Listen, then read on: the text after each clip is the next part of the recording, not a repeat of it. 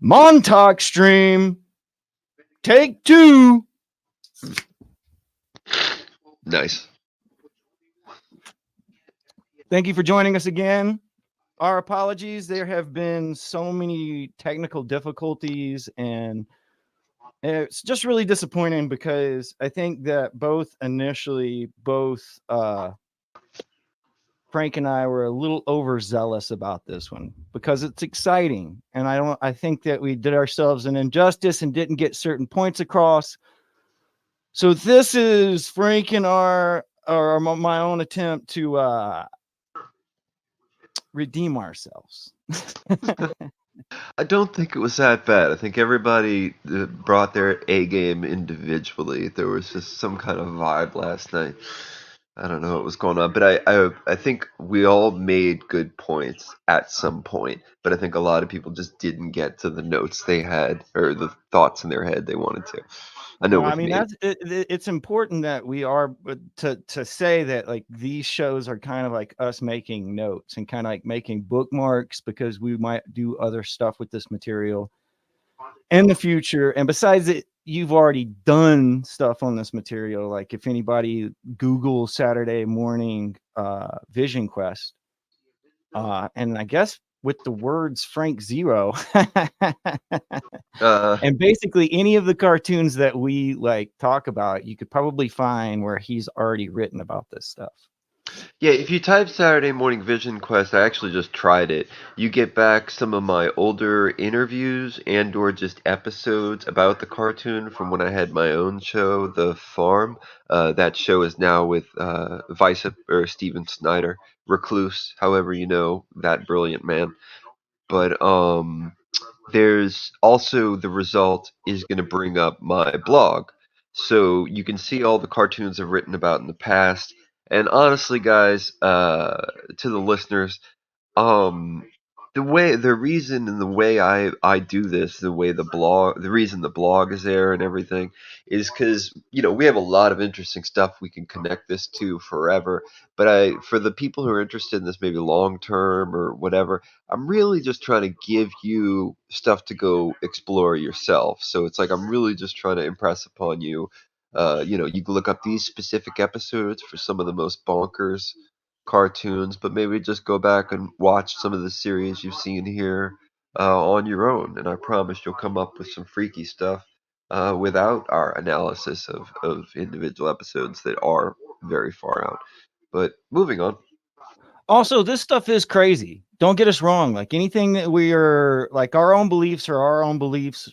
Like not necessarily the beliefs of MetaEgg are not necessarily true. And we kind of look at, I think I was making this point when I got cut off yesterday, but we kind of look at conspiracy theories as if they are fiction themselves. This particular one, the Montauk Project, like the people claim that it is true, but it has kind of been locally accepted as fiction.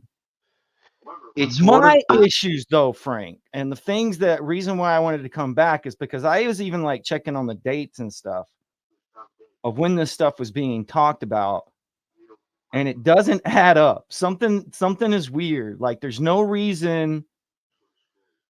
Okay, there's no reason for this stuff to have been in the cartoons. Stranger Things, I can understand. Stranger Things, I get yeah. because we're talking about 20 years after the books came out. But Yeah. it seems that the cartoons are coming out exactly when the individuals say the events are happening. That's why, to me, it's maybe not predictive programming, but definitely the essence of how, magicians have to, or certain types of magic, certainly dark magic, they believe they have to put the message out there, or part of their karmic work with the dark magic they do is that they have this deal with whatever entity that if they show us, if they demonstrate to us, even in a fictional way or on the news somewhere in the back of our unconscious, That still they doesn't indicate. add up, bro. It still doesn't add up because you're talking about, okay, you're saying predictive programming, they're putting, but doesn't add up. like the cartoons are already made when they say the actual, because they say, okay, But that's let's why go I'm back to saying the there original book. is I someone's think involvement because it's happening right as they want it to occur. They're right. programming. It's creepier though. It's almost like if you That's because it's consider that planned. the events are true. Like if you consider it's like the event itself sort of like warps time space. That's part of the magic. Right. Because But even the whole lore and the following books, there's one book that's like totally it's totally like tied into synchronicity, and it puts forth that idea that a synchronicity happened. Whether it's true or not, I have no clue, bro. I'm just saying they put forth the idea that they're messing around with in dimensions and stuff, and multiple timelines create synchronicities.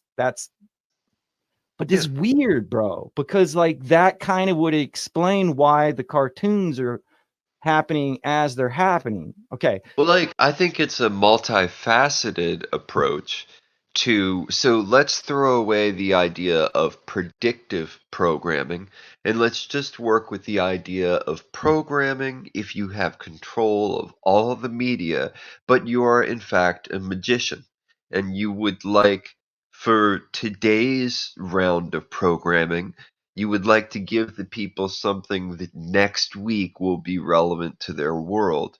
But just like the Illuminati card game, you have Right. things that can play out over decades. And if you have something that'll play out over decades, let's say like that's supposed to be entirely real, like the predictions of Edgar Casey or Nostradamus, that's like a level of programming that maybe even wasn't intentional from those individuals. We would hope so. But cartoons are this giant canvas where you can say, look, this episode's just a big joke. It's just a goofy episode. And this episode, I mean, how many cartoons, how many kids shows or whatever are there goofy little aliens? Come on, let's excuse some aliens. And you can Right. try to go that route, but then like once you It's the really dig chairs into though. the details, it's the It's what? the chair. The chair, as far as what we're talking about today, the bottom line goes down to the chair for me. And I think that that's Right. like why it's important to point it out, because I mean, each cartoon that we talk about kind of like hits certain points. They don't all hit the same point, but they all hit like certain points of the story that the Montauk project presents. Like the narrative of what they say happened at Montauk is 120,000% reenacted in the cartoons. Right. And So and normally you'd think somebody would have had to read Peter Moon's book and then say, "Hey, this be cool in a cartoon," and the timeline already doesn't make sense. So the because the books are books coming come out out after. after, right? Exactly. The So only that's why I'm one, saying there's a type of magic that's right, instantaneous or is just meant to sit in the brain until it's relevant. And that's the difference between the false flag invasion and, let's say, control over the weather. So all of those villains, Ninja Turtles and the Conans and the G.I. Joe, right. I mean the Cobra, everybody goes for weather control. Not once, but 4 to 6 times throughout two to 5 seasons. No, because it's different types of weather control. One is I'm just going to make storms in the desert, and the other is I'm going to control the whole world by messing with the atmosphere, and the other is I'm going to hijack these satellites, which already control weather, and I'm going to do this with it. The other is you have some magician freak or tech scientist who can create the biggest tornado man's ever seen or whatever. But But I they mean, keep some on. of those weather, like it's weird because the weather manipulation usually zeroes in around HARP, and most of those cartoons, or even like the movie Core, which is basically talking about instead of having a weather manipulator that's going outward, it goes to the center of the Earth, but it's Right. still in Alaska where the Yeah. actual apparatus is. But that's all information they knew. Again, with the Yeah. Montauk stuff, like bringing it back to Target, like that shit don't make sense because the timelines don't work. Right. When you can see But it right here on the key parts of the original like book, it says down here on about August 12th, 1983. So it's like that's 1 year later the cartoon comes out for G.I. Joe, maybe a few years later. Let's say it's like 5 years later. Still the book's not out. Yeah, yeah. And then bro, we got to talk about like Defenders of Earth. I'm getting pretty skeptical about, because there's that. I sent it to you. I'm not sure if we talked about it on a thing, but there's I think they're called the Q5 Right. consulting or marketing group, was Explain that. helping. It Yeah. was a group of psychologists who were helping different animated series during the 80s and 90s. But not only Right. that, Defenders of Earth has like Stan Lee involved. There's a lot of shit going on. It was like a Well, what concerted you just effort said to make a powerhouse cartoon. What you just said almost sounded perfectly normal. They hired a consulting firm who would usually does the job of, hey, you don't exactly know what the kids are doing these days. So let's give you some ideas you can sell to the kids and still have your original ideas, and we'll market all this blah blah for you, and you come in with your original stuff, and that'll be the meat of the show or whatever. And sometimes they take over the whole production, and sometimes they just say, hey, things are polling in such a way where you should have a Native American or a black girl. We love your Asian character, but could maybe I kids don't think it's today? just that though. I mean, No, no, no. everything is That's doing the that. ignorance you can have. You can say that this company is Marvel so Comics was doing minimal that in the that 70s. yeah, you could say that this company is so minimal that all they're doing is the expected marketing you'd think of. But the way I think of it is like if you were right-hand man to George Bush Sr., let's say you were in Skull and Bones with George Bush Sr., and then you wound up in life controlling all the department stores and all the marketing in like three different states. And then you wound up having power with Disney or Fox or whatever. Pretty soon, you wind up being the guy that oversees all the cartoons as far as like if they're going to be given a If that green. were true, I would say go study Q5, because Q5 is like boasting themselves as a group of psychologists, like Right. and child analyst marketing focus groups. Right. Red flag, Well, look because at that how many they're, shows. especially if all of these shows are going and directing themselves towards the same. I mean, certain topics are unavoidable because there's only so many stories you can you can tell. There's a group that you're talking to who are interested in the sci-fi themes. Certain things are going to be talked about again. And I mean, But what we we're know we're studying here for, probably, if you're a storyteller, meta ed can help you figure out how stories are written and where derivatives and shit come from. But this don't make sense. we know that's not what's happening. Just like my sort of naive example. We know that's not what's actually happening. Uh, Here's the yeah, the chair. so this is the science of how the chair works. I personally can't recall seeing this before, although it may be in Peter Moon's books. But in the media, is it Medium? Yeah, Medium, the newspaper, the form of website, they came up with this in a huge Montauk article they were writing. But we can at least connect for the people watching that this was part of how Stranger Things technology worked with 11. I didn't really get into it in enough way that made sense the other day.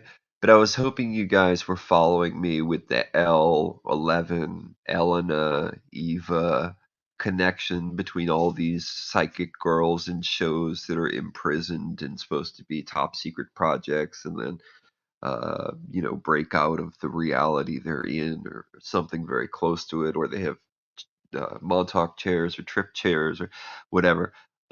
In all these things, like for instance, Beyond the Black Rainbow is like the same years that Stranger Things is occurring, and it's the exact same sort of this girl is imprisoned, but she has incredible power, and you have a psychiatrist who, just like in Stranger Things, is like tries to show a good side, but he's clearly working for like get the military this weapon person as quick as you can, uh, sort of attitude about it all. A Professor X type, except Professor X is good, and these are all like MK Ultra scientists, like Mengele types, they're psychopaths, but they try to get along with the kids as if they're genuine human beings. And of course, there's the other example, which doesn't sound like Elena, Eva, whatever, which is Krista from Ascension. So Divergence absolutely has a Montauk chair. While I'm at it, and I sent you that, Will, but I don't know. Here, yeah. You're gonna have to Take your wait time, for buddy. me Take for your time. just a second. And again, I just want to say that you also want to watch Ender's Game if you get through Divergence, because the whole way the memory and the mind is conditioned and programmed in a future society to such extremes that your dreams are invaded by things that are essentially AI or the bad guys using a type of dream magic, or however you want to put that. So there is a trip chair in all the shows, basically in Defenders and G.I. Joe, and the X-Men episode we're taking a look at, or we took a look at yesterday. I was And I just showing parts of it. I think the chair. So the weird thing about the GI Joe episode is because it's a government that the government is testing for sonic, I think is what they call it, abilities, Psionics. psionics, which is exactly the same word that Swedlow from the Montauk, Swerdlow? Stephen Swerdlow, yeah. Swerdlow? Stuart Swedlow says that Stuart he was a Swerdlow. Montauk boy and that he said it was because of his psychic power or whatever. There's a whole bunch of individuals who say that they were. I mean, all of the three cartoons that we deal with they involve kidnapping, Right. and so there's like that's basically the role that Stewart plays or claims to have played in real life. So the first thing is that Montauk is the way the project begins is that they get a kid off the streets and put them into a black van and speed off, and there's testimony to that, as well as some people who survived who said that's the way they were picked up off the street. But a lot of kids were just not doing well and actually walking the streets and whatever, and they collected all these everything from orphans to runaways, etc. So they test all of them for psychic ability. And then the ones that really excel, those are the ones that are trained into this kind of Fourth Reich super soldier program. And the ones that are just have really, really good psychic powers but don't have a lot of physical promise or whatever are fed into this program where they're using the chair to turn their conscious thoughts into physical reality. These are just some of the books with the patents and the the patents and the backup sort of information about how to program someone's mind. It's a great David Gowan book about how nearly all serial killers are obvious MK Ultra victims.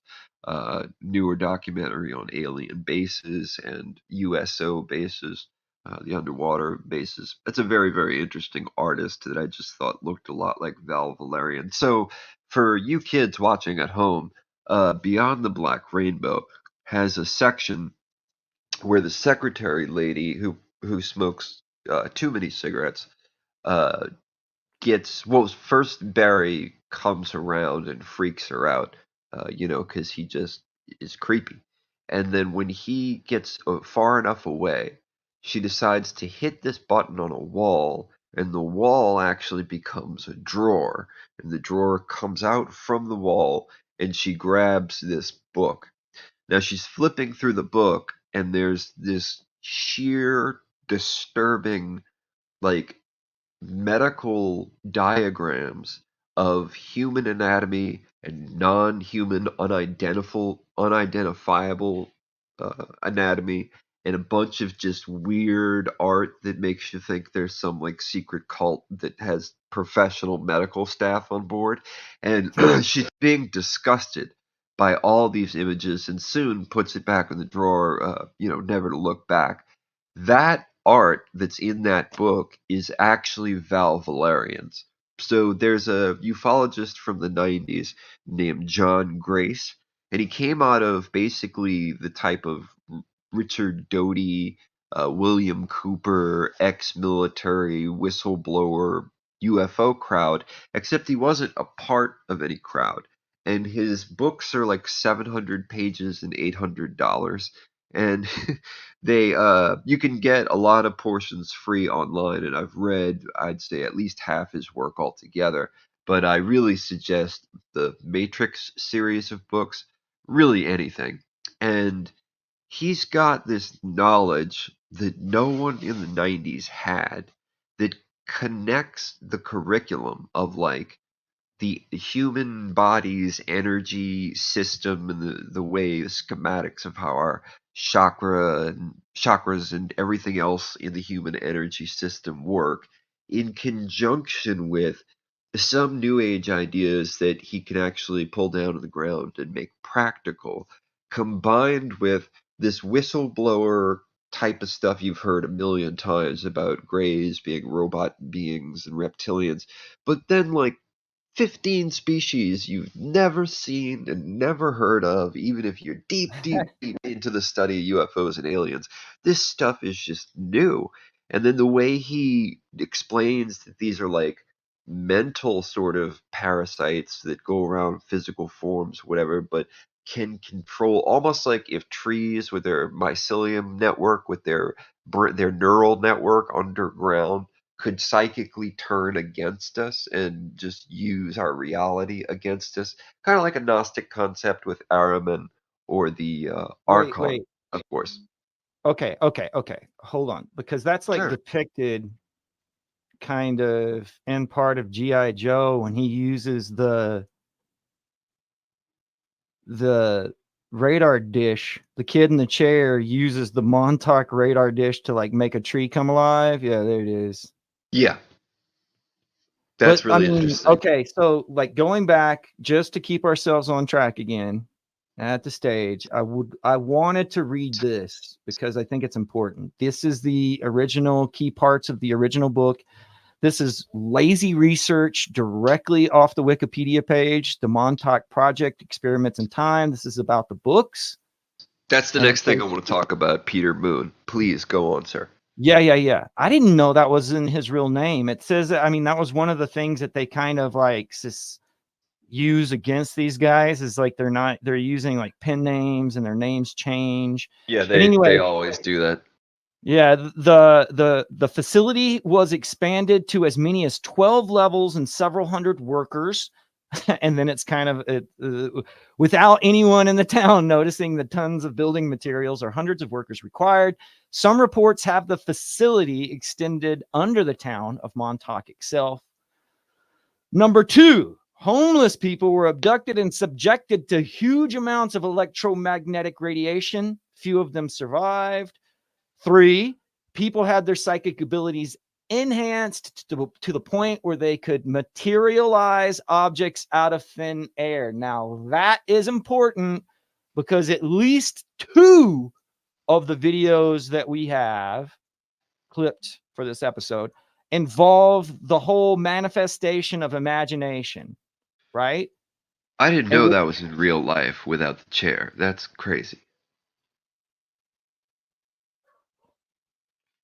Go on, buddy. Stewart claims to have been involved in the Montauk project, and as a result, he says his that word facility or faculties were boosted, but at the cost of emotional instability, post-traumatic stress disorder, and other issues, which is a bad. That's one of the most of the detractors who talk bad about this is that they say it promotes the whole MK Ultra. The only way to enlightenment is through torture. Um, the next point is experiments were conducted in teleportation, which that's definitely part of Defenders of Earth, because Defenders of Earth Yeah. have him when he gets to his like full power in that damn chair. He's like moving them around. Right. Yeah. And but also Defenders of Earth has him like creating they use the kid, they kidnap the kid, or Ming kidnaps the kid and makes the kid create the opponents to his friends. And Right. each of his friends have like an opposing their perfect match is basically created or manifested out of like nothing. Now, Will, do That's you messed up, recall bro, if at because any it's messed up, juncture bro. do you recall at any juncture them making portals without, or in any context? Okay, well, let's see. Let's see. There's the chair. Again, that's like my main issue. And then initially they create like dumb stuff like Right. cakes and crowns. And Right. then he's kidnapped. The guy kidnaps his pet because he knows the kid will come looking for the pet. He comes to get the Yeah. kid, captures the pet, and then he locks the kid down in the chair. Right. I don't know if there's a portal, bro. This is the No, bad I guy don't that think he makes. He I don't manifests think the at perfect. this point, but I was just trying to remember in all the episodes, did any of the kids have the I power to don't know. create? Because that's the other part of Montauk, the ability to create what later they probably got CERN to create without. He transports them like right here. There's not necessarily a portal, but it shows him like they flash out of being on the planet and like show up on the spaceship and bust their way in. And then Ming thinks they all die, and then they show back up on the TV screen. Like, haha, he Right. transports at the last second. And what he does is he makes all of his friends better. Like they hook him back up to the same machine once they rescue him, and he makes all of his friends able to beat their opposites, so to Right. speak. Right.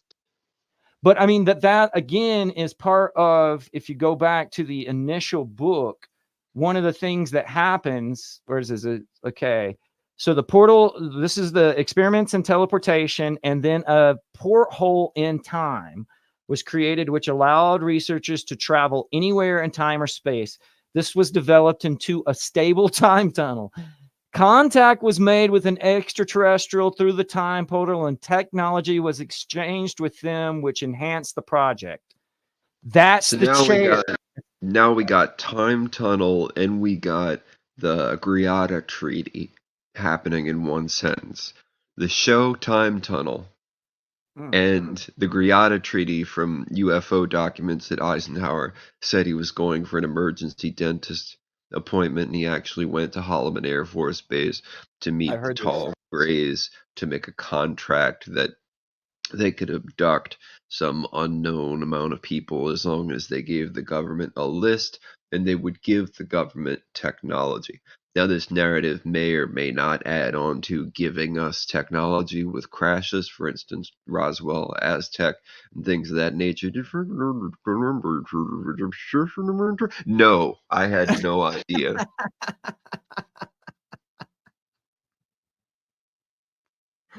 Sorry, go on. You were saying? I stopped to try to figure out why you were laughing. Um, I don't know. So, where are Okay, we? so the treaty with the aliens, and then the next entry is an alien monster traveled through the time tunnel, destroyed equipment, and devoured researchers. The tunnel was shut down, and the creature was destroyed. That's not exactly how I remember that going. Okay, so a mind control experiments were conducted, and runaways boys were abducted. This has to do with X-Men, and brought out to the base where they underwent excruciating periods of both physical and mental torture in order to break their minds. Then their minds were reprogrammed. So The fourth Reich. two of the videos deal with the imagination being manifest. One of the videos deals with the mind control element, but all three have the chair. Yeah.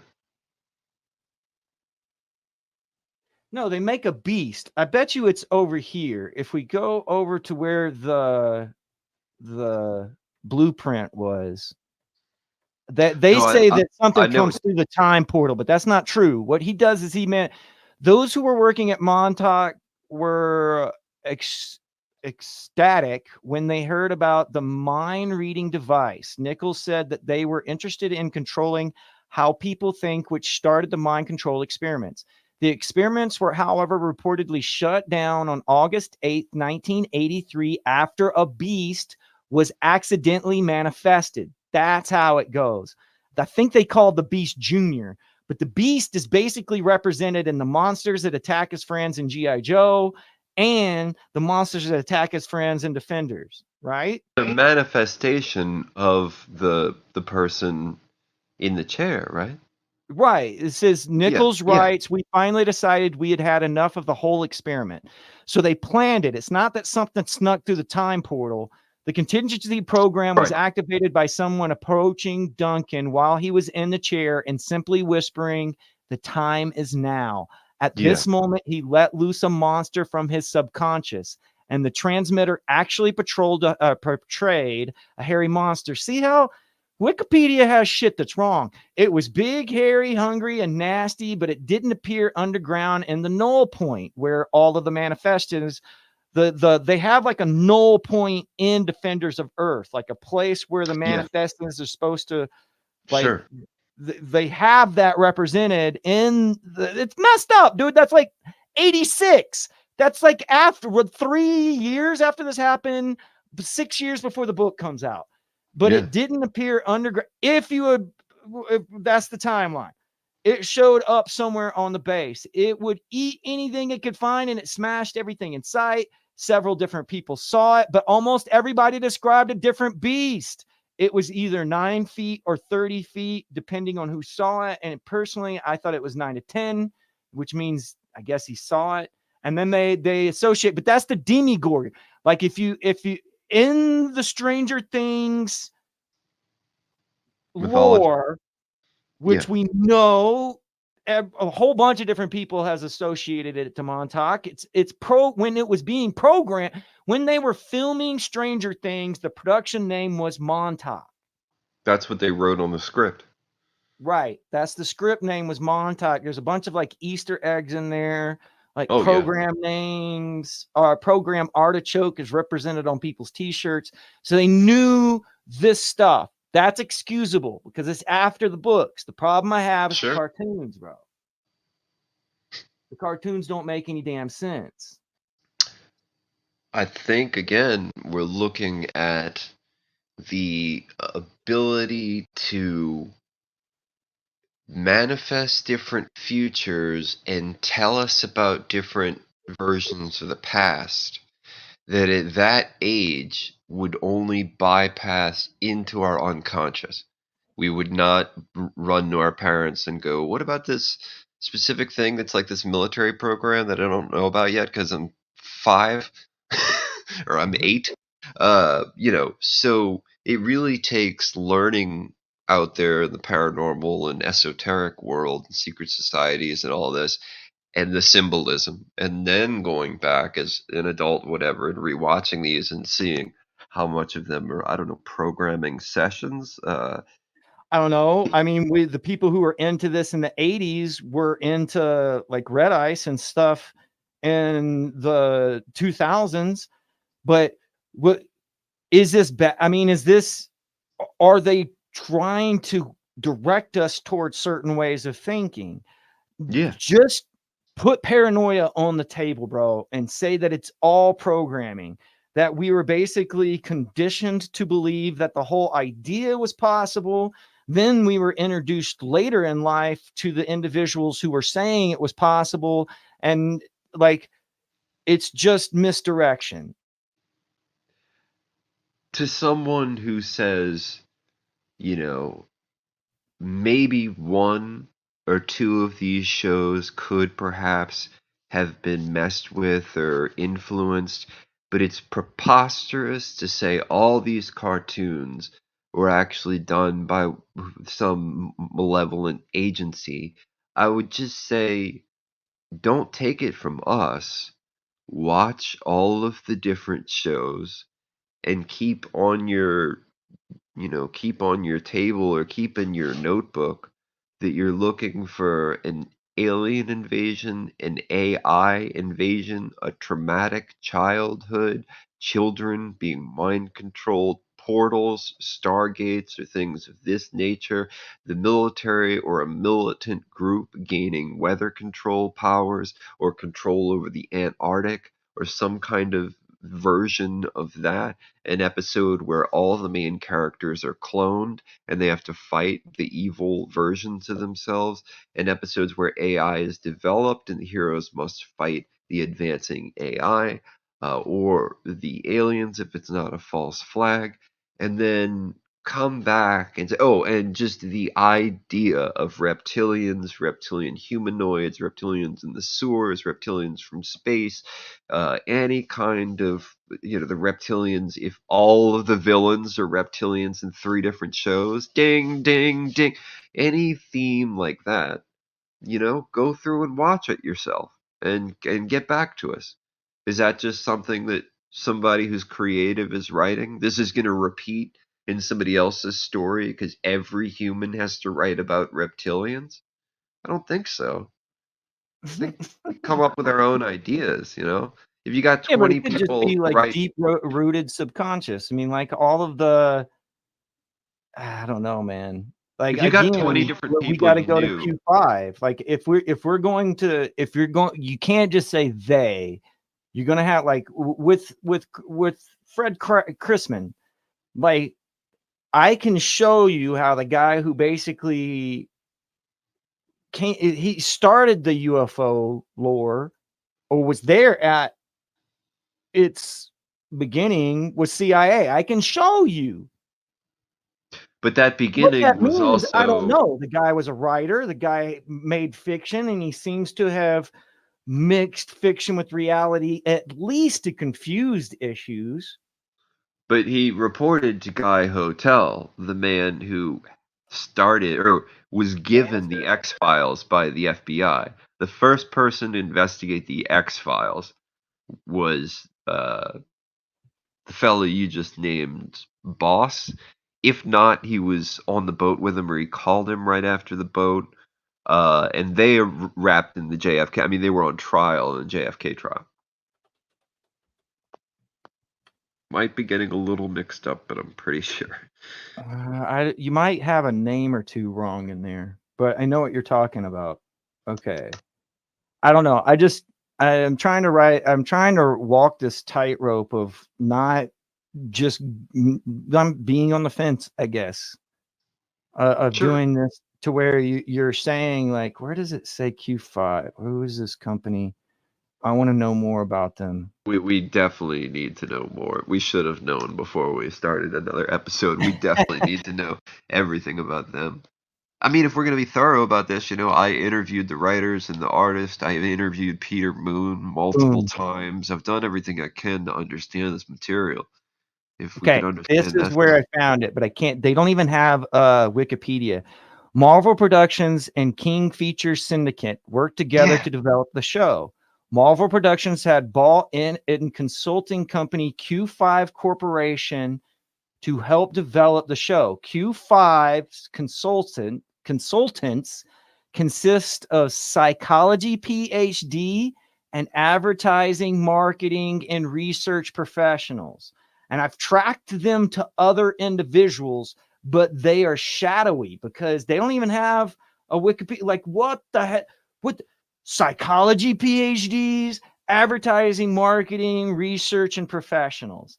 And the individuals who were talking about subliminal advertising at the time in the 80s were talking about that. Think tanks, the end of like companies spend a ton of money on these things. Where is this sourced to? They spend a whole crap load of money on these things because they know people aren't really paying attention to certain, like it's just a kid's show. But how do you get the most amount of individuals to watch the kid show using psychology as a red flag for putting subliminal messages in stuff? If that's what you wanted to find out, I would follow Q5. because Defenders is jacked, bro. Like we've already done at least 2 shows, but like just the imagery. Let's go back to the imagery of We're what nowhere near its full potential. I can tell you that. it's wild. But the thing that like I like the most about it was the fact that it was like using aspects of the past, right? It was using Flash Gordon and it was using the Phantom, which was old and like dusty, and it was Yeah, using like Mandrake, which was old and it was dusty, and it like really tried to up the game in a very like there's definitely Star Wars influence. We've talked about yeah, that. There's like pop culture relevancy as far as like video games and shit is concerned. Like they're constantly visiting the arcade. They're doing 80s shit. They're dressing like 80s kids. But right. the stuff that is happening to them is off the charts as far as like MK Ultra weirdness, it's just messed up, bro. It is like, and now I see that GI Joe is the same way. Like GI Joe is basically the Twilight Zone of TV shows. It's not just military propaganda. It's weird. It's a reflection of all the themes in all the shows. But what I was gonna say, more importantly, dude, is like we look at 2 or 3 of these shows and we find these things, but it's so easy to go, who is the writer? And then their IMDb is the other 8 shows you're looking at. So you wrote down episodes from 8 different shows that you were like, this show's really out of it with this one episode. And then you go to look at a show specifically and you realize, oh, all the shows I just found that were bizarre were one writer jumping through all my favorite shows that I imagine they'd have more writers for. I just imagine different people were writing, these 5 shows, but it's really just a set of 25 people and you see, like I'm saying, you see How Sharp a Serpent's Tooth, the Star Trek episode, was written by a 13-year-old. What did that guy grow up and do? The Ninja Turtles season 10, the Alien Invasion, you know? So it's like, well, that was 2 things I already had on my list without knowing who wrote them. So they are Well, all even tied in. so, a lot of very popular stuff and some of the best storylines that I've ever read in any comic books came from a guy named Jim Shooter. Jim Yeah. Shooter was 14 years old when he entered the comics. He started just making new characters and shit, and then people found out that he was like a minor, and they were like, "Let me talk to your mom." Well, he's a And huge dude. he ended up being a huge because he was basically the editor on staff during the GI Joe years. And when GI Joe was licensed by Marvel, they're the ones who came up with Cobra. They're the ones who came up with like the female characters, because before it was just supposed to be what the GI Joes were beforehand, which was the But that had 12-inch to be tall the Q5. military. Huh? That had to be the Q5 or someone like them going, okay, Larry Hama, we have your hundreds of G.I. Joe issues. We're going to ignore them, and we're going to introduce living reptile humanoids, and they're going to take over your entire license. And this is going to be at Marvel, a place where You can you've worked. have villains only if they're reptiles. Exactly, exactly. And so, Larry Hama, right. He's like, all right, I created all of this, and now they're creating a whole other thing and just slamming it on top of what I did. And that I've interviewed him, but I forgot how unhappy he was with that particular element. Now, when you track back Larry Hama's work into like little art he did for newspapers when he was younger and all his other work, the reptilian stuff is everywhere. So he decided not to put it in GI Joe. It was like the one thing he was doing legit. And then whatever company that turns ideas into action figures and turns that into a 30-minute ad, as many people have referred to, many people who work in the field of action figures referred to this as Just wait. 30-minute toy commercials written by authors of fantasy, sci-fi, and comic book content, with some authoring books, games, comics, multiple animated series at once, RPGs, etc. That was the way the comic and toy companies referenced the various animated series, as 30-minute toy commercials. By the way, Dr. I mean, Fred. but that's like that's covered in the Toys That Made Us Yeah, documentary that's on Netflix. They yeah, yeah, basically yeah. say like they because there was you couldn't have animation in commercials. You couldn't advertise to kids. So they basically created the whole animated series to act as a commercial for the toys. And And that again, was this goes to how influential Star Wars was, because the toys of Star Wars sold more than the actual, or made more money than the actual movies did. And because that they were at the 3.5 foot size, GI Joe became the same size as well to compete. Star Wars changed the whole toy market. But they definitely changed the stories that GI Joe is involved with Well, of too. course, yeah, yeah. So buddy, the thing with the guy with the thing I was talking about earlier, Oh Guy wait, Bannister Kilgrave. is Let's talk about Kilgrave, bro. okay. Because Kilgrave, Zebediah Kilgrave is like walking MKO. He's like if you made a superhero who was like had the power of MK Ultra, that's the dude. Exactly. Yeah, I mean, mind control is his power. And he's the one who shows up in we were talking about No Mutant is an Island, which Yes. is the episode that we were exploring in this one. And this actually has a lot of history on being re-recorded and redone. Well, there's two Uh, different types of animation. There's two wholly different versions. So Kilgrave is essentially a child and human sex trafficker, and his main power is mind control. And he was picked for a cartoon. well, I mean, So as far as like Jessica Jones and Kilgrave's story goes, it's definitely torture, sex slave, she was his trauma. sex slave, but he's also a sex trafficker. Yes. So it's just weird because the themes that are attacked, I mean, it's like I said, it's a representative, it's a representation if the CIA was a superhero. Like everything that they're kind of accused Or of doing. if the elite people trafficking black magicians were a comic character, you know. Yeah, even down to the symbolism of the puppeter or whatnot, Yep. Yep. puppeteer.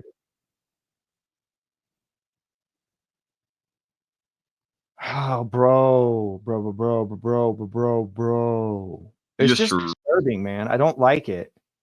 I don't either. I don't like saying those words about a human being, and it's a fictional human being. But we know who they're talking about. People who sex traffic and aren't bothered.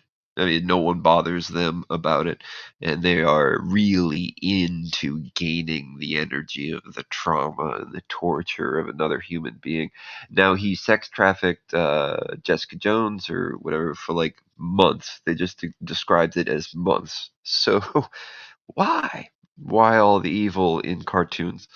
But Because you have to have a bad guy. I mean, you have he's to a, have a bad guy. And he's a after the Star Wars almost made the bad guy cool. We're talking about like the age of the anti-hero. We're Darth talking Vader. about Yeah, yeah. Venom, Deadpool. We're talking about all of that.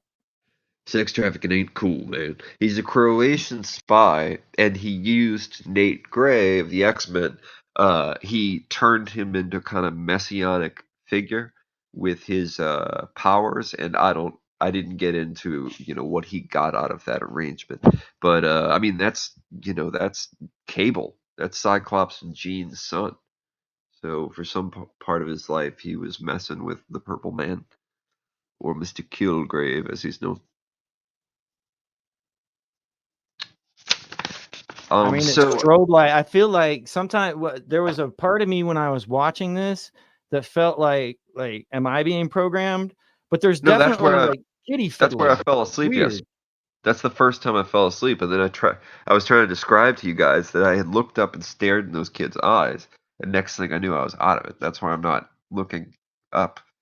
But All right, I'll turn it off. Turn it I'm off. not, I'm not tripping. I'm just Turn it scared. off.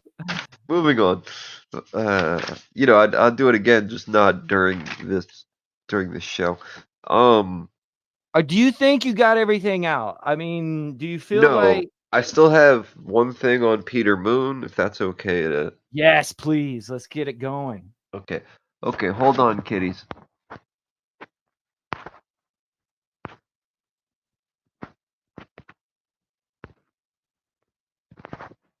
All right, can I access this?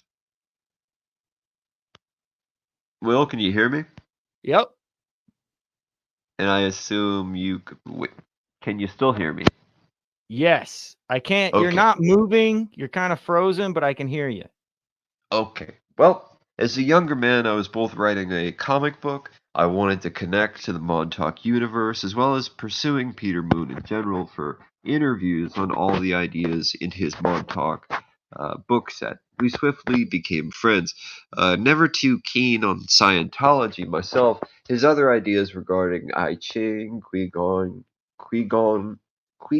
and ritual magic and such were compelling. Montauk, or the Montauk period, was the original name for Stranger Things, as Will had said, and often present in these fictional Hey, narratives. Are hold on. Yep, Can you hear me?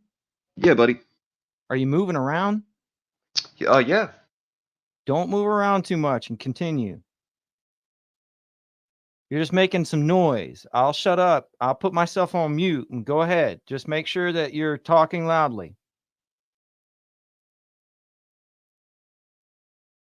Frank, did I lose you? Frank, I lost you. God blam it. Wait. There he is. Go ahead. Oh. Okay, I totally can't do that because it's on another app on my phone and it's clearly making me go bye-bye. So let me just explain to the kids out there. I was making this comic book and I wanted to research Montauk from the source. And I had interviewed Peter Moon once, but I guess now I've interviewed him like 4 or 5 times, different parts of my life. But when I made the comic book website actually has a quick essay that Peter Moon wrote on Montauk because we were going to kind of fuse my ideas of the comic and Montauk together at the time. And it never wound up happening because I just made like a preview comic and then project kind of got stuck or stopped. But I had many long conversations with him about, his world philosophy and what he thinks about the books and some of that area now. I'd like to clarify just personally, Stuart Swerdlow is a absolute crazy person to me, and the group of people outside of Peter Moon, the group of people that say that they worked there and mind controlled kids and stuff like that, the older group of people participate in a kind of ball cupping, weird genital touching, sharing thing that they call deprogramming. So they'll sexually abuse younger people, or just sort of politely molest, if you will, younger people while they're trying to like lock onto their energy or whatever the heck. And Stuart Swerdlow is probably the farthest from the group of the rest of men who sort of do this and don't pretend it's creepy. But Swerdlow is creepy and has a strange personality, weirds me out for completely different reasons. Now, one of the people I was just talking about, you have the group of people that first said, they have psychic powers and taught psychic children at Montauk and were employed there and whatever. And they are all creepy and accused of sexual abuse, I believe. But there's Al Bielek, who's a super old guy who said he traveled to all these different times and years and was even aboard the ship, the Philadelphia experiment. And Al Bielek, I believe to be if he's not speaking the truth, he's a harmless old guy that's been completely convinced he is speaking the truth. And then you work your way through the other group of people. I'm trying not to say names to call someone a sexual abuser or whatever, but you guys can really, there's a really overweight guy obsessed with frequencies. He seems the most dangerous to younger people.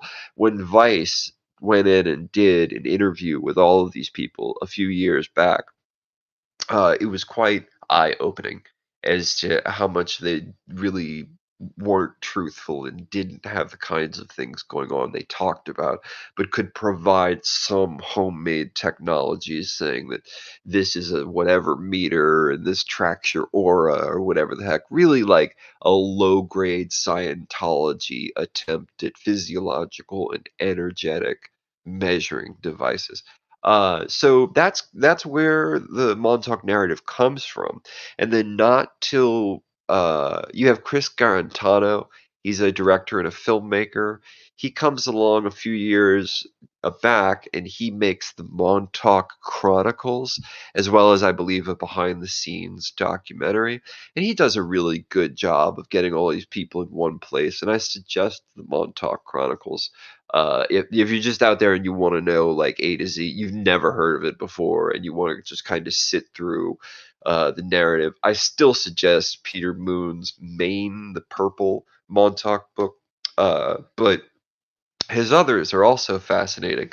He gets into other countries and other things after the first three with Montauk in the title, which you can't think of immediately. But so yeah, Peter Moon's this guy who's on this constant spiritual journey that includes Scientology, that includes all sorts of different beliefs and rituals. And he was always very nice to me and very open to projects and open to interviews. So I was just kind of giving you guys a feel for who you can write and email and talk to learn more, and who you should really, really avoid unless you want to get into some kind of like battle with a person that might already have, you know, a world full of sins you don't even want to learn about in the real world. So the setting and the idea of Montauk, that Stranger Things kind of romanticizes, but the real Montauk actually has weird connections to places in New York where kids have been taken, and both one of the Resident Evil and one of the Silent Hill games has similar names of streets and similar areas where like children were taken, and then there's a government building or whatever, or it's similar to Stranger Things. I just noticed these when I was taking the What is it? mid team. Is it Silent Hill? Is Silent Hill the one that has like there's like a parallel universe you have to go into and everything's like upside down? They even like make references to like Oz and stuff. Yes, so the parallel universe idea is exactly like the upside down in Right. Stranger Things. But then Right. the second this starts to happen, you have a villain in Resident Evil who's this giant plant creature who looks just like the Stranger Things villains. And then all of a sudden, this becomes a theme by itself in video games where you have plant life creatures coming from another dimension with a type of bioterror sort of thing. So whatever comes from the upside down also needs to be protected against with gas masks and stuff like this. And suddenly this popped up successively along with crystals that come out of the earth in Fortnite, Call of Duty, Tom Clancy, Rainbow Six series, the last one he put out with the biosuits and the yellow stuff that came out of the plant. So I don't know why this kind of thing happens, but all of a sudden it went from Stranger Things possible connection to Montauk and Silent Hill type of thing, all the way over to plant-based bio threat life that comes from the Upside Down. The Upside Down appears in like five of the other things I'm talking about, but I can't think of what they call it in those. It's in notes somewhere, I'm thinking. I don't know. This is So John Carpenter's Philadelphia Experiment came out at basically the same time that Al Bielek was saying that the event was actually happening. Yeah. Because even they say 1983 in August, this says that filming began in November of 83. Okay, that's still Way pretty too early. close there. And by the way, kids, Al Bielek was out there way before the other Montauk people, and he had already kind of made a presence of his own known for going to UFO conferences and similar conferences Okay. So and telling it's his time possible tales. that if it was possible that the stories were already being passed around. The Philadelphia experiment connecting to time travel or I a mean, that would be the larger reason why the experiment. movie was made anyways. Yeah, because Yes. I know the Philadelphia Experiment was mentioned in other books when I was a kid before I actually saw the movie. I knew what the movie was about. However, Montauk wasn't a thing, is the point. In fact, Not at that the time. Montauk book comes out in 92, and the Philadelphia Experiment, the sequel, comes out in 93. So even the sequel is correlated to the whole lore of the Montauk thing also at the same Yeah, time. And then there yeah. was another thing, this I didn't even know about, a 2012 movie, but look who's involved, bro. Not It only are we talking about the MK Ultra Clockwork Orange dude, right. but also the guy, the Time Nexus guy that's in the Star Trek movie that came out at the same time this movie Yeah. comes out. Yeah, totally. In Yeah, I fact, think I Al bet Bielek you, was saying the second Philadelphia experiment, obviously before this one, the one you were just mentioning, the second one, like, they like messed up most of the movie, but at the end it has some point about time travel or something that brilliantly backs up what he was saying. Now, again, we're talking about a guy telling you that a fictional movie backs up what he talks about, but you get my drift. yeah, don't drift, by the way. Hey, oh, this guy with the jokes. What are we going to do now? Because now we basically did a double feature. We did two Yeah, hours of Montauk. But I yeah, really like this. Like this yeah. messes with me because It, I know these things. I know how these cartoons made me feel back in the day. I know how they make me feel now. I know about discovering Montauk after. In fact, one of the first things that ever got me into sync was Steve Wilner's Montauk video, where he yeah. puts the whole Jim Carrey and them talking about Montauk and erasing his memory and compares that to the whole weird TV funnel mind thing that the Riddler, again, Jim Carrey, experiences in that Batman and Robin movie. But dude, Like, Eternal Sunshine of the Spotless Mind 23. I mean, Jim Carrey is the Montauk child or whatever. You know what right. I'm saying? Like, There's multiple references and that are undeniable as far as like the Robert Anton Wilson number 23 connection. Like there's certain things that Carrie seems to have known just in the same manner as like Stranger Things knows what the hell they're talking about. You know, well, I like think it's they did their part of the research same too. theme. Like, we're gonna see all the actors and actresses from Stranger Things continuing with these themes throughout their little careers. And sure, one of them's gonna make a historical piece about a musician from the 18th century.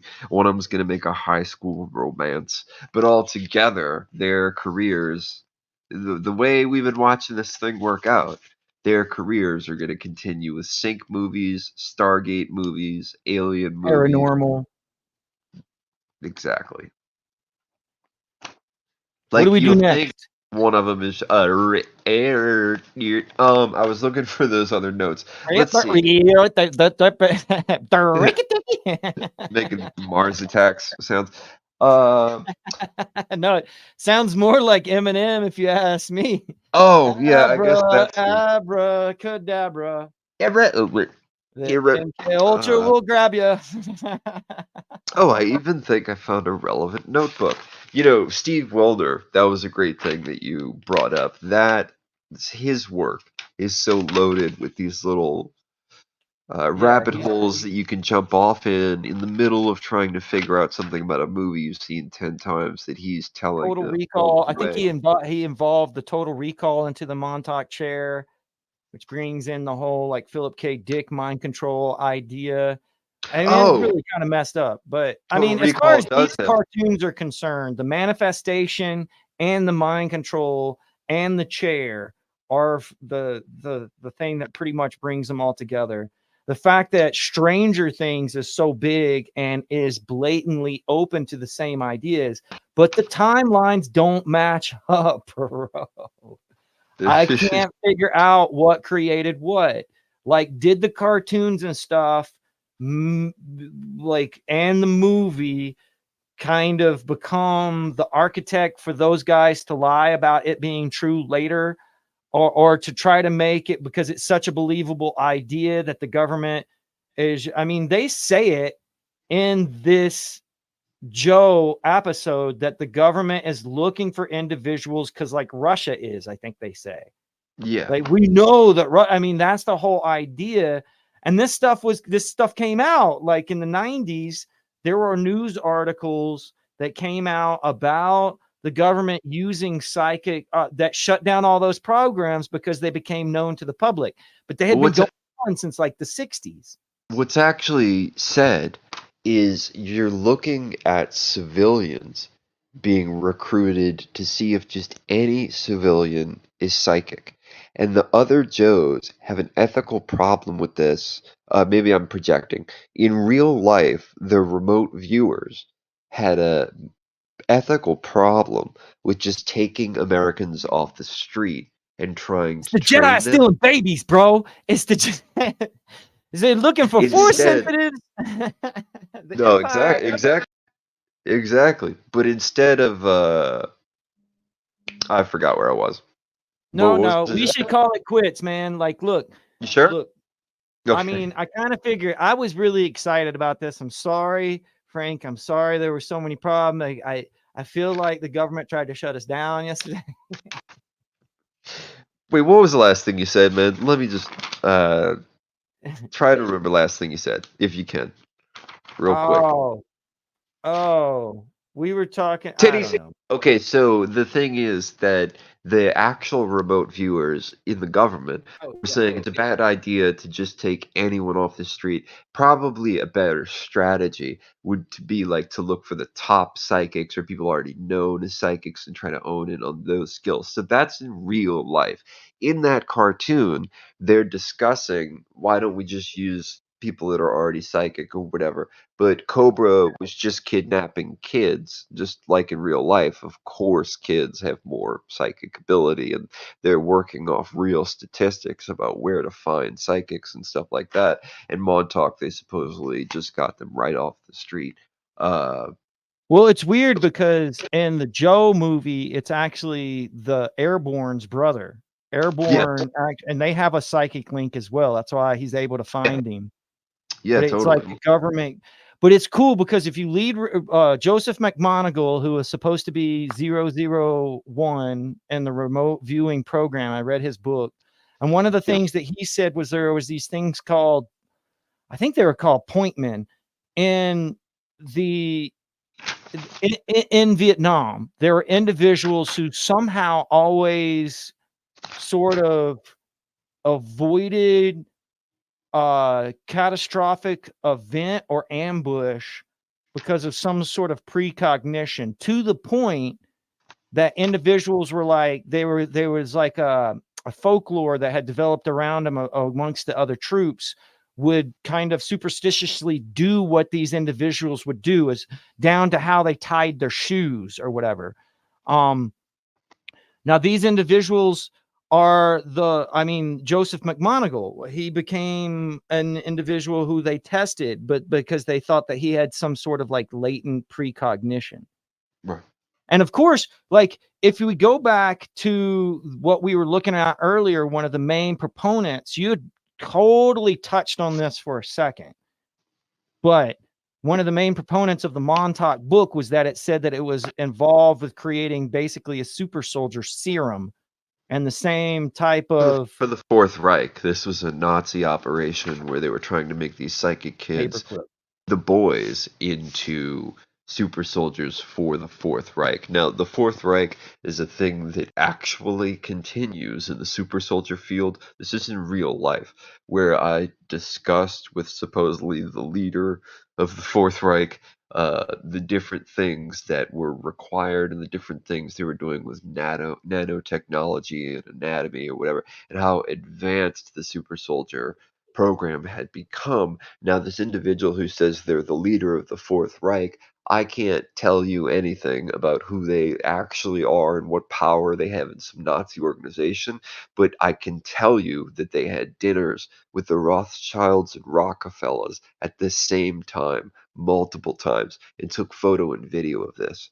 So, it's strange that this person's appointed to at least that much power. Moving on, that was something that all the real super soldiers were consistent about and often talked about at least having the remote viewing capability if they didn't have nano super biceps or whatever the shit for doing very physical, very aggressive Whatever the shit.